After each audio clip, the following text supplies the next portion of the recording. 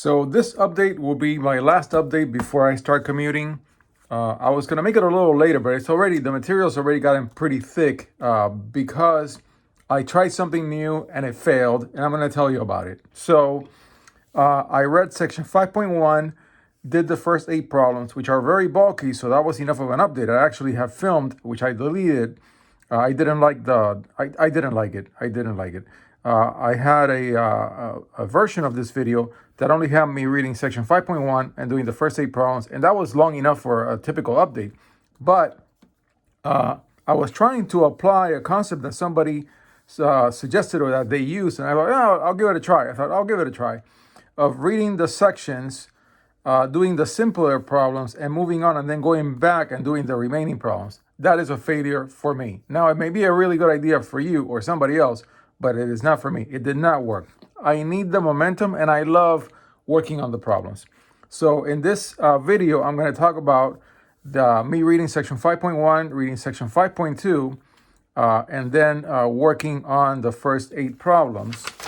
And so these are the two reading sessions. I'm not putting in, it's really 8 problems, of which 3 are proofs. I'm not adding them. So the next video will be all these problems in one long problem set, which I love. I'm really looking forward to that. And then section 8.3, because I'm an old guy, and I had a doctor's visit where I could sit and read a printout of this book. I have already read a good chunk of section 5.3, which is a Markov chains. And that's going to be its own update. There's a lot in there. And I love Markov chains and statistics. So it's going to be one video for this video that you're watching, one video for the problems in here, another one for 5.3, and then another one probably for 5.4. So I think it's going to be 4 videos for chapter 5. So on to reading of the book. So this is chapter 5. It's meaty. Now, it does have a lot of material that I covered in Anton. So in the problem solving for the easy problems, it's fine. But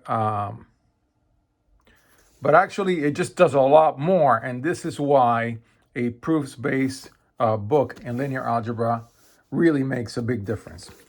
So it goes through the basic theory of diagonalization, but with all the theorems, all the proofs, really detailed. And that's what I really needed, not just, get on the horse and write it, write the diagonalization horse. And I'll show you the problems that I worked on, these first 8 problems up to here. And then, of course, I'm going to do the rest. And more on diagonalizability in section 5.2, which I finished reading. And it is a very long section to read. It was quite a read. And so, yeah, it's just formalizing, of course, the A to the N. That's done also in Anton. And, of course, that is the lead on to Markov chains. Use of systems of differential equations, fairly straightforward. And then direct sums, which, of course, were done. There were some problems that I did earlier on because I have attempted every single problem up to chapter 5. I'm glad that I did all the direct sum problems because they're gonna come right in and help me solve problems in section 5.2. All right, so that's section 5.2, the book itself. Now on to, let me see if I get it. Yeah, right. Now on to the actual material. I've started using colors. I've started using my beautiful Prismacolor pencils.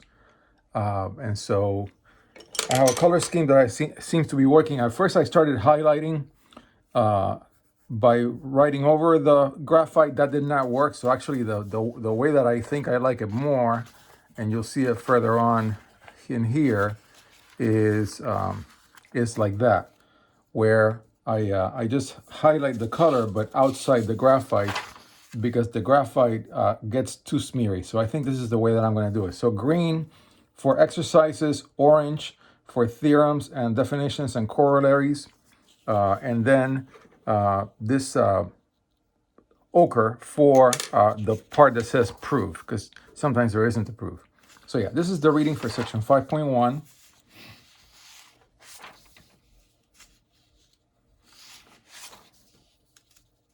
And it's all about diagonalization. So you find the eigenvalues. I'll show examples. So this is the true and false for section 5.1. And I got almost all the true and false right. I did pretty well solving these problems. My work in Anton really came through. It really helped that I busted myself really hard on these characteristic polynomials. They're a pain sometimes to solve. I did not get lost. I made some mistakes, but I was in the ballpark or getting it right all the time. I did have a terminology difference with the book that got me lost a couple of times. But then once I got going, because when you say you have the matrix 1, 1, 0, 0, you can take x2 to be t, and then x1 is minus t. But you can do the opposite. And the book tends to do the opposite. The book tends to start from x1 down and doing the r, s, t variables. So that sort of, that causes some changes in some matrices. Even though the results are the same, you still get a diagonal matrix at the end. So these are the first few problems in section 5.1. Once I got rolling and I had looked at answers and I had seen my mistakes, then I did pretty well for the other problems. Yeah, I got a little lost here, missed a vector. But yeah, it's the same setup every single time.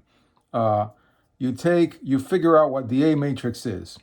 You do the eigenvalues. Then for each eigenvalue, you go back into the lambda matrix and you solve it and find the vector. You find all the vectors that you need. Then you make your Q matrix, you invert it, and then the sandwich is Q minus 1 times A times Q. And when you multiply those, sure enough, you're going to get the eigenvalues in the diagonals. That's it. That's what all these problems are all about. I love them. They're bulky. And this is why when I made the first version of this video, I could say that was a worthy update. But I just felt very uncomfortable with this whole thing of reading ahead and doing only some problems and then coming back and finishing up the problems. I'm not doing that ever again, not for this book. I'm going to continue plowing through because I had pretty good momentum before I tried this little trick. A couple of easy proofs, section 5.1. Then we begin on section 5.2, diagonalizability. Just the reading, as always. And I had to take these pages out of the book because it's a bulkier update on account of all the reading. So this is just the reading. And of course, I like to work through all the examples. Yeah, once you start getting into this A to the M business, that's a great lead-in to Markov chains. Then, of course, a little blue for your diagram. I'm going to continue to use a color scheme. We'll see how it goes. It looks better the other way that I did it for the earlier section. So there you have it. That is sections 5.1 and 5.2 reading and some early problems in section 5.1.